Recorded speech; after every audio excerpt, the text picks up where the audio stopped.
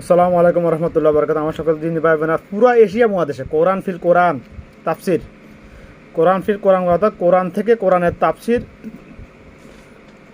উদ্ভাবন করেছেন আল্লামা দেলাওয়ার হোসেন সাঈদী। এটা হয়তো আমার বাঙালি যেতে অনেকে জানে না।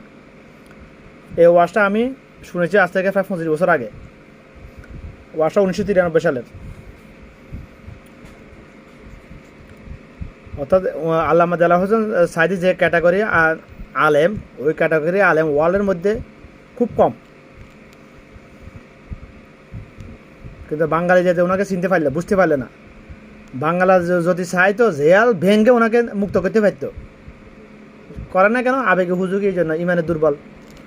সবাই আশেকে রাসুল, সব মুনাফিক টাটকা মুনাফিক, যতজন যারাই বলতেছে আশেকে রাসুল সব টাটকা মুনাফিক 100%। তার পরিচয় নিজেই দেবে। কেউ যদি কোরআনের কাছে জিজ্ঞাসা করে, কোরআন তুমি কোথা থেকে নাজিল হয়েছ, কে তোমাকে নাজিল করেছে, এই প্রশ্ন যদি কেউ কোরআনের কাছে করে, কোরআন নিজেই তার জবাব দিতে পারে কিনা? কোরআন নিজেই বলে, তানজিলাম মিম্মান খালাকাল আরদা ওয়াস সামাওয়াতিল উলা।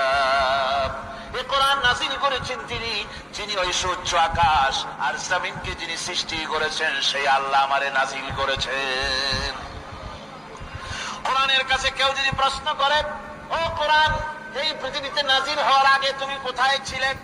কেউ যদি প্রশ্ন করে, কোরআনে কারীম নিজে নিজের পরিচয় শোনায়, আমি কোথায় ছিলাম শোনো। বাল হুয়া কুরআনুম মাজিদুন ফি লাওহিন মাহফুজ। বরং এই কিতাব অতীব মর্যাদা সম্পন্ন, সুরক্ষিত ফলকে লিপিবদ্ধ ছিল। আমি ছিলাম লোহে মাহফুজে, সেখান থেকে এসেছি। যদি কেউ প্রশ্ন করে, কোরআনকে কোরআন তুমি কার উপরে অবতীর্ণ হয়েছ, জবাব কোরআন নিজেই দেয়, ওয়া আমিনু বিমা নুজিলা আলা মুহাম্মাদ ওয়া হুয়াল হাক্কু মির রাব্বিহিম। ঈমান আনো সেই জিনিসের উপরে যেটা মুহাম্মদ সাল্লাল্লাহু আলাইহি ওয়াসাল্লামের উপর অবতীর্ণ হয়েছে। আবার অন্য আয়াতেও জবাব পাওয়া যায়, তাবারাকাল্লাযী নাযালাল ফুরকানা আলা আবদিহি লিয়াকুনা লিল আলামিনা নাযীরা। অতীব বরকতপূর্ণ মহান সত্তা সেই আল্লাহ রাব্বুল আলামিন, যিনি তার বান্দার পরে ফুরকান